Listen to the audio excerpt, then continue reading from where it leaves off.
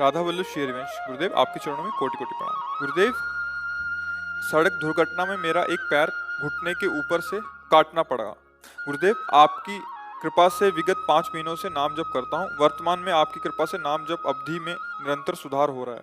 अब तो मुझे ये लगता है कि मेरा पैर का काटना तो एक बहाना था। श्री जी ने मुझे भजन में लगाना था। श्री जी कृपा से पैर कटने का कोई दुख नहीं है महाराज जी। देखो, शरीर में जो भी पीड़ा आएगी या हो चुकी है या है, वो हमारे कर्म का परिणाम है, किसी और के नहीं। अब क्या है कि जैसे इस बार भले इस जन्म में आप मांस ना खाते हो, मान लो इस जन्म में ना खाया हो, हम क्या जाने कि खाया कि नहीं। पशुओं के साथ कैसा व्यवहार किया जाता है, कैसे लोग कैसे करते हैं, वो भी जीव है। ठीक वैसे ही जैसे आप अपना शरीर, अपने को, कितना प्यारा शरीर है, आप अपना शरीर बचाना चाहते हैं, ऐसे हर जीव अपना शरीर बचाना चाहता है।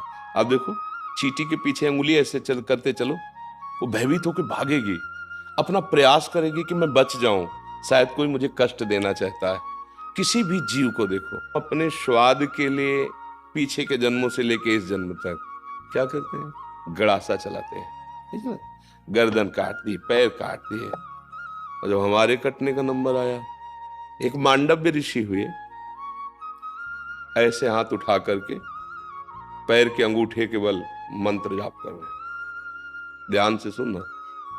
कुछ चोर लोग राजा के खजाने में सेंध लगा दी। और अगर बचाव पक्ष जोर का होता है तो फिर चोर पक्ष भी जोर का होता है।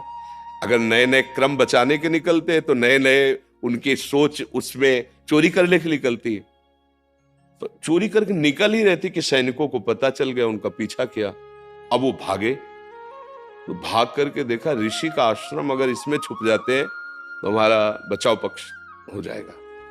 चले गए अंदर, लताएं झोपड़ी सब वहीं अपने स्वर्ण आदि जो चोरी की थी वहीं रख के चुपचाप बैठ गए। उनको पक्का लगा कि इसी आश्रम में गए होंगे, क्योंकि आगे गए नहीं। तो आश्रम में गए, दाहिने पैर के अंगूठे को हाथ उठा के मंत्राकार बोलते, उनको कुछ पता ही नहीं। गए तो माल सहित चोर मिल गए।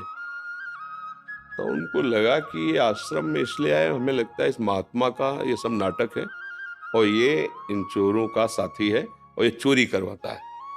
बुद्धि बदली। बुरी दशा जब आनी होती है ना, तो पहले बुद्धि बदली जाती है। तो वैसे ही टांग ले गए उनको। ये भगवान श्री कृष्ण द्वैपायन व्यास देव जी के द्वारा महाभारत में लिखी कथा है। उठा ले गए, वैसे ध्यानस्थ वो समाधि में। 8-10 ऐसे सामने चोर, पीछे महात्मा है। राजा को प्रमाण सहित जब वस्तु सहित चोर मिल गए तो उन्होंने ये नहीं देखा कि महात्मा भी है, उन्होंने आदेश कर दिया इनको सूली की सजा। उस समय जैसे फांसी की सजा होती, ऐसे सूली की सजा। एक भाले जैसा यंत्र, ऐसे नीचे से खंबे जैसा, ऊपर एकदम भाला जैसा, और बराबर की ऊंचाई में ले जाकर गुदा द्वार से ऐसे छोड़ दिया जाता था ऊपर से। तो वो जितनी घुस पाई, इसके बाद वो आदमी गुदा द्वार में सूली घुसी। अब वो तड़प रहा है, कितने घंटे वो या कितने दिन, वो उसकी सामर्थ्य जाने, मरेगा वहीं। कोई उस बड़ी कष्टप्रद, गोली मार देना फांसी में तो मिनट 2 मिनट, लेकिन सूली की सजा बहुत ही कष्टप्रद। अब गुदा द्वार में इतनी घुसी है और रक्त स्राव हो रहा, धीरे धीरे वो मरेगा। दूसरे जब दंड वाले आते थे जिनको, तब वो उतारे जाते थे 1-2 दिन 3 दिन में। ऐसे जब वहां उतारने गए तो देखा वो पद्मासन लगाए बैठे मांडव ऋषि, और वो तो चोर थे, वो मर गए। उनको हटाया, भाग के गए राजा से कि कोई अपराध बन गया। वो तो कोई सच्चे महात्मा थे जिनको हम पकड़। बोले महात्मा को क्यों पकड़ के लाए? बोले महाराज हमको लगा कि वो आश्रम में। तो अब वो भयभीत हो गए, क्योंकि आगे गाय और ब्रह्म ऋषियों को करके गए। वो कहा महाराज मुझे बिल्कुल पता नहीं था, आप क्षमा कीजिए, मेरे से अपराध बन गया। उनका नहीं, बस ये हटाओ, सूली से मुझे उतरवाओ, मैं तुम्हें दंड नहीं दूंगा, मैं सीधे धर्मराज को दंड दूंगा, उतारू तो मुझे। लाख उपाय किया गया, वो शूली उनके गुदा द्वार से हटी ही नहीं, काट दिया गया। सीधे अंतर ध्यान में धर्मराज के पास पहुंचे और उन्होंने कहा मुझे बचपन से याद है कि मैंने कोई अपराध नहीं किया, फिर मुझे ये सजा क्यों मिली?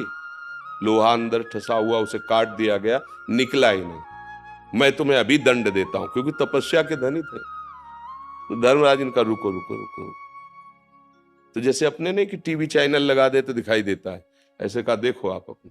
तो 8 वर्ष के थे, एक तितली को उठाया, और बम्बूल का कांटा होता है ना, बार बार उसके गुदा द्वार में ऐसे खिलवाड़ में, बच्चे थे, ऐसे करके छोड़ दिया। बोले उसका फल है ये कि सूली निकाली नहीं गई, अंदर धसी हुई है, क्योंकि कांटा निकाला नहीं था।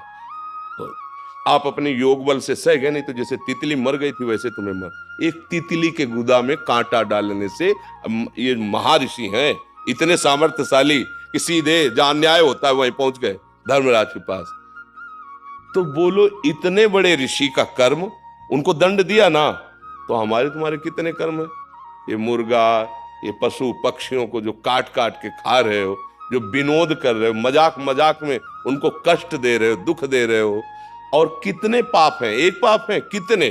अब आपको मान सकते हैं कि इस जीवन में आपने कोई पाप नहीं किया, ऐसा आप कह सकते हैं, लेकिन बिना हमारे पाप के हमें कोई दंड नहीं दे सकता।